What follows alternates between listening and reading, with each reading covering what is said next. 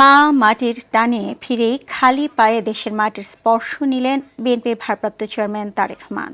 শুধু তাই নয়, এ সময় এক মুঠো মাটি হাতে নিয়ে দেশের মাটির সাথে ১৭ বছরের বিরহের বিচ্ছেদ ঘটান। হযরত শাহজালাল বিমানবন্দর থেকে বেরিয়ে সর্বপ্রথম তিনি মাটির কাছাকাছি গিয়ে নিজ হাতে পায়ের জুতা ও মোজা খোলেন। এরপর মাটির পরশ নেন তারেক রহমান। দেশ থেকে দীর্ঘদিন দূরে থাকার আবেগের বহিঃপ্রকাশ ঘটান মাটির সাথে মিশে গিয়ে। এ সময় এক আবেগঘন মুহূর্তের তৈরি হয়।